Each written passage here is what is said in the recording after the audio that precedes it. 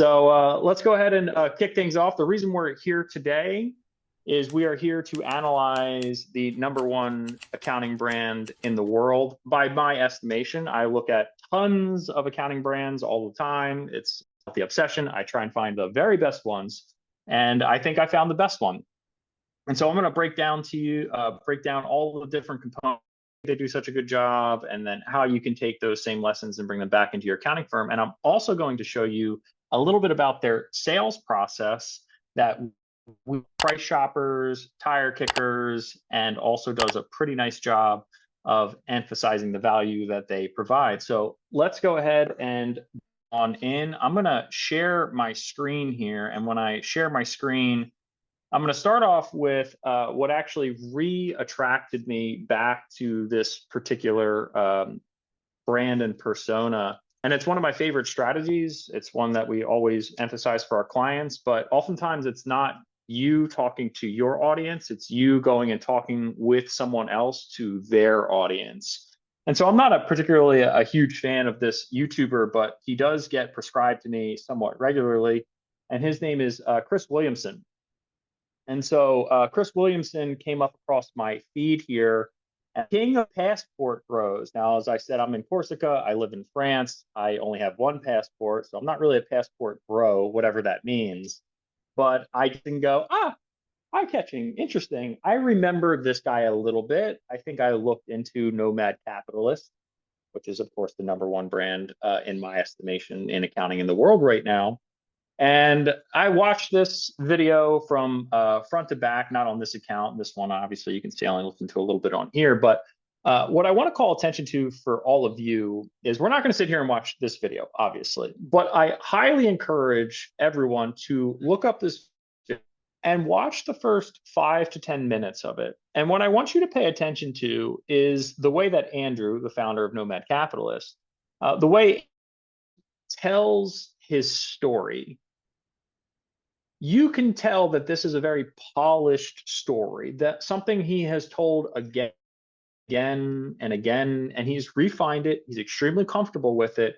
And you can also see that the way the story he tells directly ties the value proposition of his company, the niche that he selected, which can be summarized as global citizens or expats or people with growing businesses that tax shelters or tax havens or whatever you want to call it. You can see how that story directly ties into and feeds vision and what he does with Nomad Capitalist. So again, check that out. The reason I emphasize it is if you get the opportunity to go on a podcast, a YouTube, whatever, that has 2.2 million subscribers, and the video is performing at 3x the means people who are like, no one wants to pay attention to accounting and tax related things. Bull, this is literally outperforming the average by 3x on his channel. The reason it outperforms the average is that Andrew is very, very eloquent. He's very good at telling stories. He's very good at bringing in like-minded things. He's got a very clean look. And the other thing I'm going to just call attention to is you can see here that he also has PC advertising that's running on his brand. So if I'm searching on YouTube for Andrew or Nomad Capitalist, I'm getting an ad for Capitalist to bring me back to their website right here. And look at how close together the image here matches this. Probably not by design, right? Or probably by design, right? Like that's not by accident. So I think that's pretty interesting. So highly recommend checking out the first couple of minutes of that video. But I want to throw in another like tactical bit here that helps with just like brand awareness and like who competitors are. Because anytime I see an accounting firm, very rare, runs any form of PPC, I always like to jump over to a company called SpyFu. SpyFu, you can drop a domain if it's a competitor directly in here, and it works very well for organic. So if you're trying to figure out what keywords they're targeting for SEO. So if you go and find the biggest niche provider of the services of the dream clients that you want to service, you can drop this directly in here and you can get some pretty good information 100% for free. So just a little tip for those out there. But man, they are pretty prolific when it comes to organic. I've never seen an accounting firm scratch 10,000 organic keywords, let alone 6-figure organic keywords. Like that is just really, quite frankly, extremely impressive from a content production standpoint. We're going to dive a little bit further into the content production side of things in a second here. And then you can scroll down. There's a bit more. What I like to see is like these other competitors. So like I've never heard of Global Citizen Solutions, Immigrant Investment, but if I wanted to, SpyFu is pretty cool. You can click open it. It'll bring you also over to their SEO we've got going on. So it really lets you kind of like bounce around between different things and expand how many people you're aware of that are inside of this particular target market. But they're doing pretty good as well. I mean, they've been doing this for a while. But I want to go back to Nomad Capitalist really quick on SpyFu.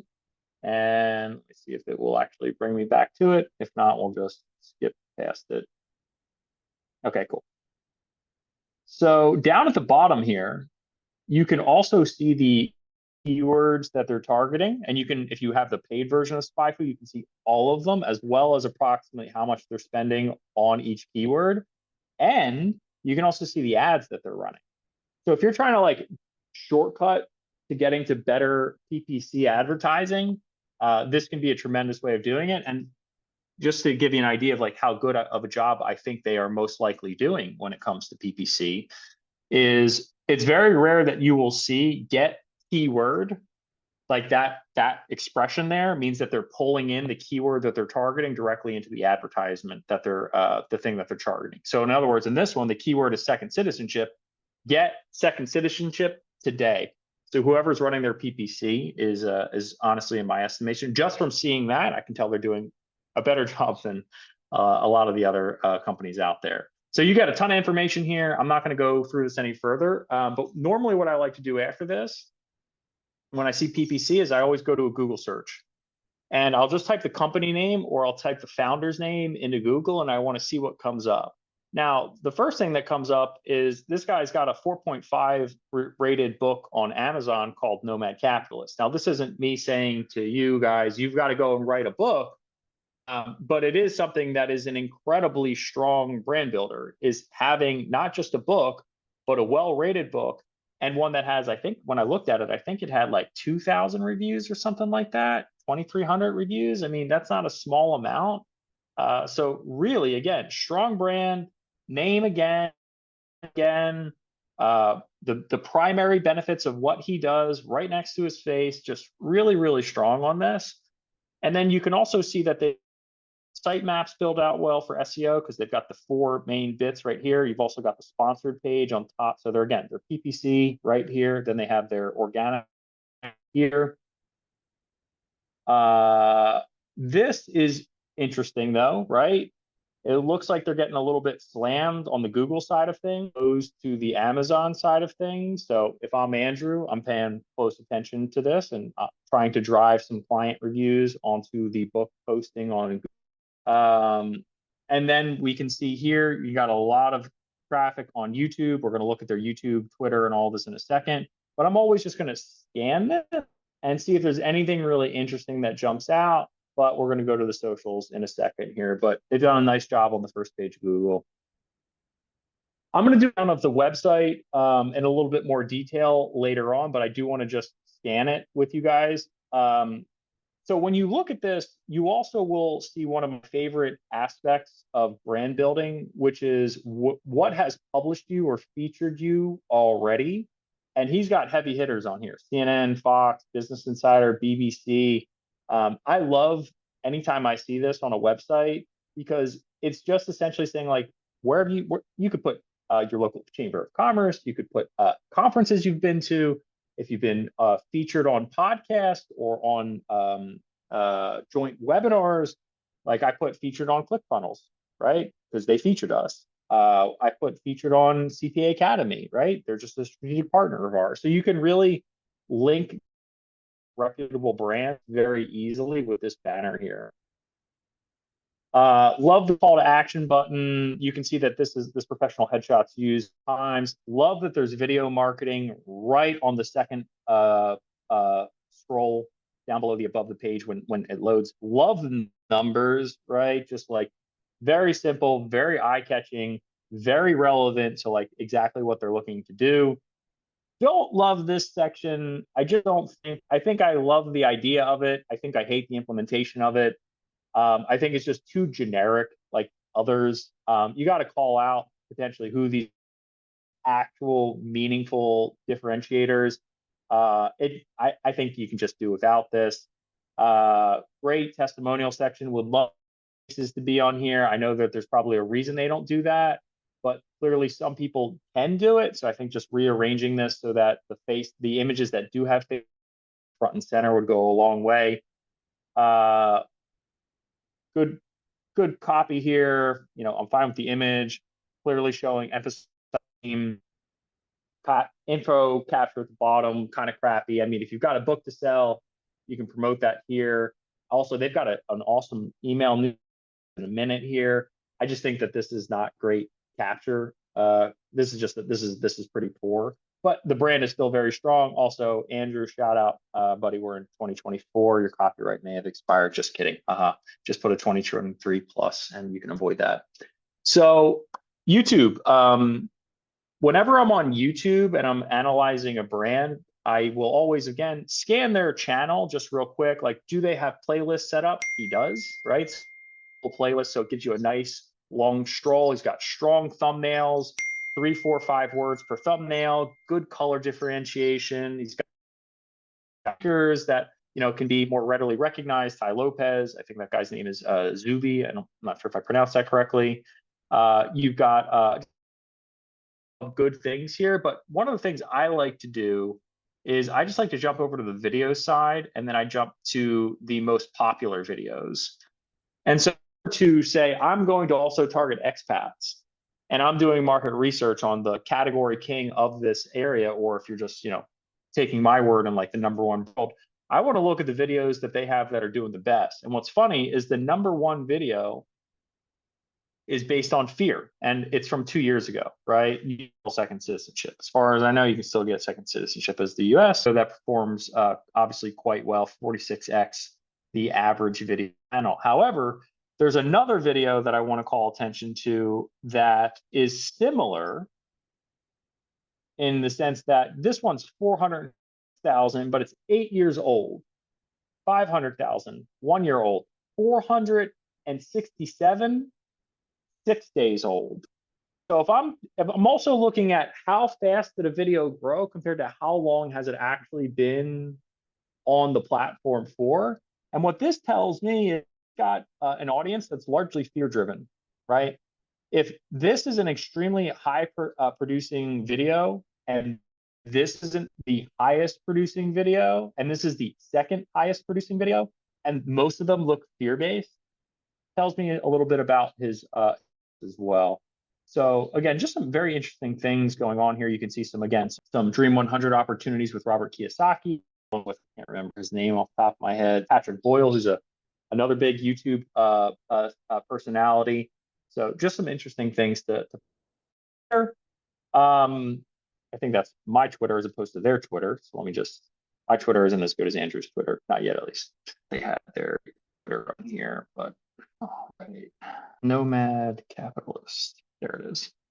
So just a quick take of their Twitter here, 65,000 followers. And really anytime I'm looking at social media, I'm usually scrolling to just get a sense for like, are they treating the platform, producing their content across it? Good brands, as they evolve, treat each platform unique. They treat Twitter or X in a unique way. It doesn't look exactly the same as their Facebook feed, doesn't look exactly the same as their Instagram feed. They run polls on here. So they're doing quite a nice job of having a similar feel, but treating the platform differently. Already took a look at YouTube, Amazon, do a nice job on here. Nothing really to say other than, you know, good descriptions, look strong, good reviews. It's actually one of their best platforms, if not their best platform. And the reason for that is the color scheme is really good. They're leveraging a lot of video content on Instagram, which I just love to see. And just look at it, looks like a work of art. When you scroll through it, it feels very premium. It's got even some good actions like mixed in it. Join the elite. This is for their event, which I'll talk about in a minute here. The color scheme, number, occasionally mixing in the book, mixing in political figures. Just again, I look at a lot of Instagram pages for accounting firms, and this is by far and away the best one I have ever seen. I already went through this a little bit more, but I'm just going to take I think this should be their face. Oh no, this is my Facebook, because anyway, I looked at their Facebook page. It looks good. I'm not going to bother going through it right now because it's basically just a little at this point. What I do want to show you, however, is their sales process.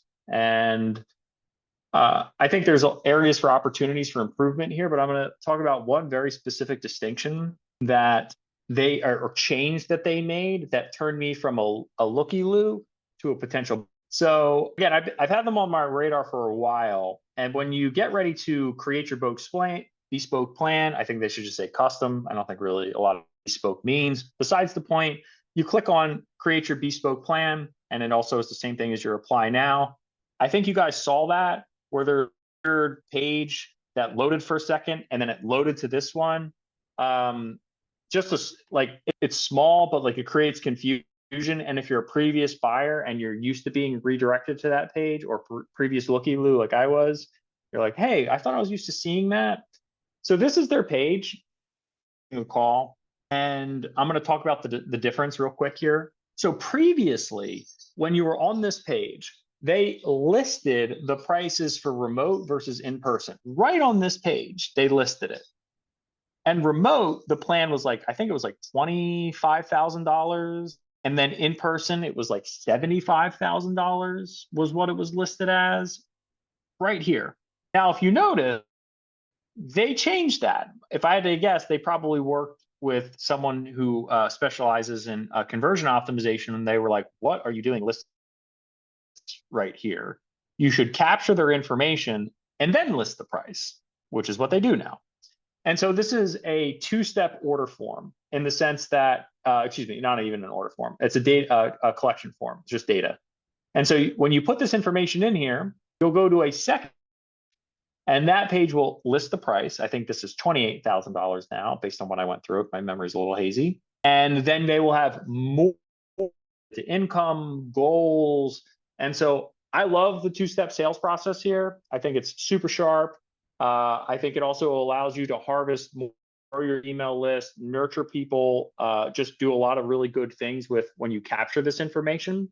And then if people want to fall off, when you get to the second page and they see the price, you can at least have potential manual follow-ups if you wish, or not. Obviously, they didn't continue forward for a reason. So that's the application process. And then once your application is approved, I'm going to walk through basically the email course from Nomad Capitalist when I applied, and I was approved for whatever difference that makes. But here's the first, and I thought that this was clever. And I also want to spend a little bit of time on this phrase after I finish going through this email.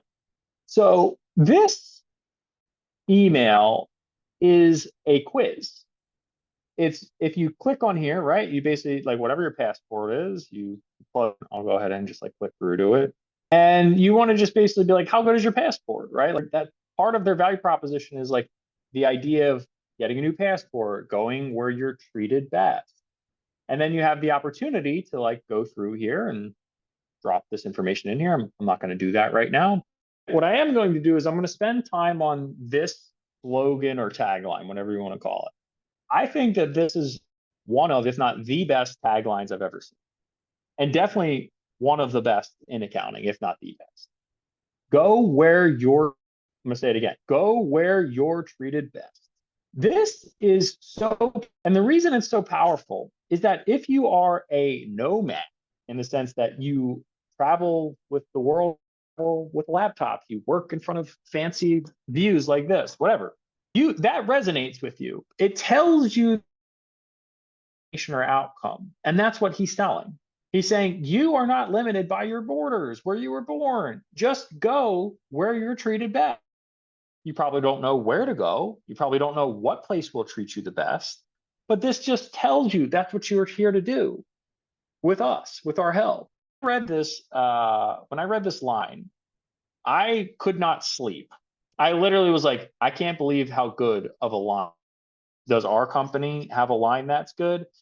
And what's really nice about the way he uses this phrase is he will use it in a lot of different contexts. He'll to different, like, for example, he'll say, at Nomad Capitalist, we believe you should go where you're treated best. A phrase. Like, it's just so, like, I remember that. And that's the sign of a good slogan, is it's easy to remember. So after a lot of sleepless nights and staring at this phrase, I broke it down into essentially a few things. The reason it's easy to remember is go where you're treated best. It's 6 syllables. It's only 5 words. It's got go in it. Okay, so there are very powerful words that create a very simple phrase that's easy to remember. And so when I tried to recreate this for Dream Firms, I basically said, at Dream Firms, we believe you should wake up to a hyper-profitable firm. So instead of go, I chose wake up to a hyper-profitable accounting firm. That's my version of this, probably not as good as his, but it got me closer to something that I think is memorable and something we can use over and over and over again. And it ties back into the brand name of Dream Firms. Dream Firms, we believe you should go to a hyper-profitable accounting firm. Nomad Capitalist, go where you're treated best. So both the brand name and the slogan play nicely together, which again, I think is just an absolutely expertly done. So anyway, off that little side, I'm going to go through 2 other kind of like things here. You'll see that I also got added to their email list. It looks like they send an email every week based on what I can see here. To be fair, I haven't really looked much at their email list, their emails. Doesn't mean they're bad and they're good, but they do have an email list and they are sending emails on a weekly basis. And if we just open up one of them, I can see that, hey, they've got join the wait list, they've got their social icon, they've got a nice image here. So pretty well put together, all things considered. But back to the sales process. So the sales process had some ups and downs, mostly ups, but a few areas to, I think, again, improve just a tiny bit here. So I was working with, I probably mispronounced that. It's very nice. And you could see that they have emails that come out, right? They basically say reviewed, submitted, book a call here. Again, I'm a big fan of booking calls during the application process. They probably don't want to do that. I just think you already have the info. You're just asking me to give it back to you. A little less of a premium experience there. Not that big of a deal though. She also sent me a follow-up email on March 29th. And then, so 3 days later after I had them booked. So pretty good follow-up procedure. All things said, 3 days, not that bad. After I booked, got this confirmation email, right? Pretty good.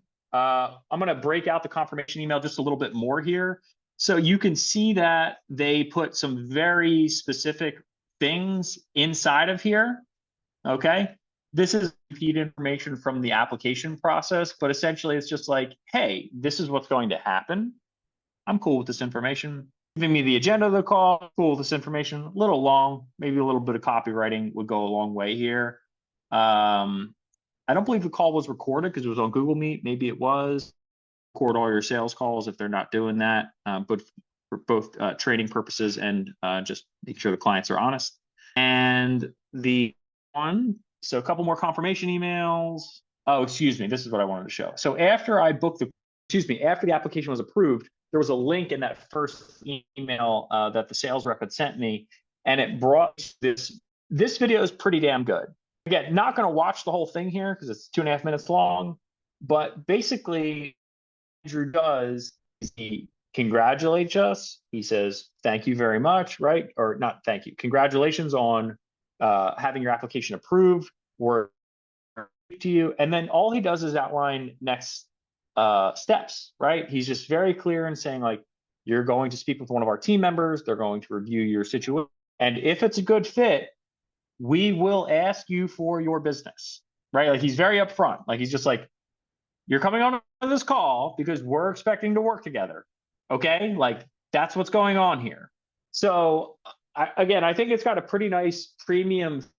I would change return to home page to like, come check out our Facebook group or Check out my book on Amazon. I think this could just be better, like re-traffic somewhere else, but I love that they have it in general. And yeah, just a great feel overall to marketing here. So then the last thing I wanted to show you guys is the getting started email. So they said that they would ask me for my business. I don't remember that actually happening.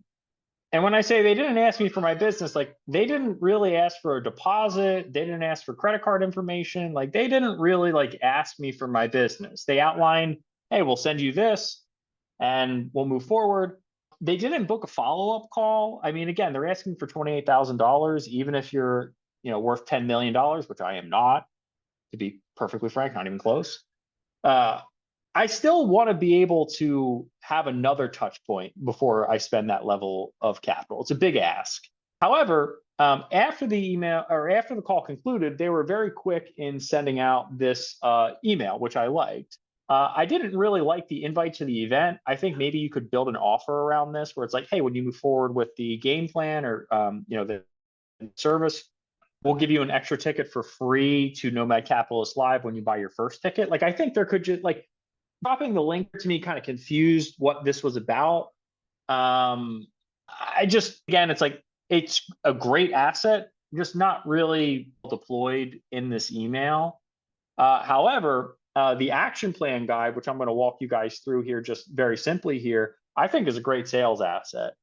For our clients that sell Financial 360s, which is not a $28,000 global citizenship plan, but it's essentially a diagnostic accounting operation so that we can create a more sustainable plan to help them reach their goals.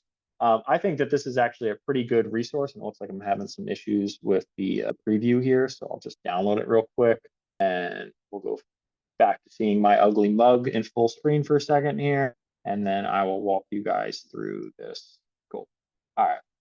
So really strong sales letter, clearly very professionally created. You can see the color scheme is extremely consistent from the Instagram page to here. Got a good summary.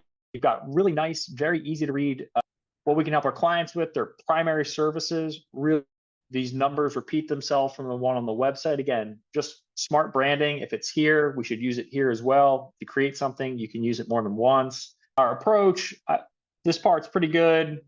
I love this part. Very good. Just, are you in the right place or not? Also love the change in the color scheme that came along with this as well. So it really attracts the eye. They inverse the colors. Smart, really smart. Real world plan, little generic stock photos. Team building looks good. Getting into the actual, like, what are we doing here? Like the graphic design work on here. Little wordy, but it's good. Good implementation. And then I think this is where they're talking about like there's more than just the plan. I'm going to scroll through this a little bit faster. And then they get into phase 3, which is obviously ongoing support on a regular basis. And then they're getting back into the actual, like what this is, the holistic plan itself. Love the benefits. And I love that the benefits are phrased as that a prospect would likely have. So this is just another way of like, that your prospects are thinking certain things, and you can just the best answer. So think of this as like an FAQ section for like, why wouldn't I buy this thing? Like, why do I need a Financial 360 or a holistic plan or, whatever that first step in your sales is. But I already know what I want, right? Like, but I already know that I need bookkeeping. I already know, right? Like you can just literally preload these and then give really good real life case studies. Again, just like loading it up with case studies. I think even giving like a mock AI image avatar would make this pop a little bit more and stand out. But love that there are case studies. Love that they bolded the most important aspects: 325K on unnecessary taxes, right? Smart. 2.8 million. He never would have had owed. So again, just like doing a great job calling out different things. They save, looks like best for last, right? Service pricing. So they're listing a few things down here. And like I said, it was 28,000. I was correct. And then if you want to work exclusively with Mr. Henderson, it's 75K. To the actual plan 2 implementations, and then you get into plan 3, and they're listing all the prices here as well, from 12,000 to as much as $500,000 a year. And then it looks like ongoing support from 8 to 31,000 a year. Pretty interesting, So that's my number one they do so many things so well. And if I had to really summarize what makes this brand work so well, it's all the things that we teach as a company in dream firms and our clients do, which is pick the niche, regularly produce inside of that niche, directly to that niche, charge what the service is worth. And Andrew obviously didn't start point. You can look at some of his less than stellar reviews from going back a couple of years ago. He probably was taking on the wrong type of clients, which is why they started to list the price up front. They also raised the pricing, which is also why they're so strict on their filtering, because they know who they shouldn't be working with. And so if you know what the dream outcome is, your slogan, right? Go where you're treated best. If you have a defined niche, you can also then build a brand name that people will think a capitalist. I'm a nomad. I like to make money. Okay. I am a nomad capitalist, right? I'm a dream firm leader. You can then start to ascribe or have people self-ascribe themselves to your brand. Easy to remember. Your slogan plays in nicely with it. You pick a dedicated color scheme. You have that across your entire platform. And the goal is to create a premium experience from the first click.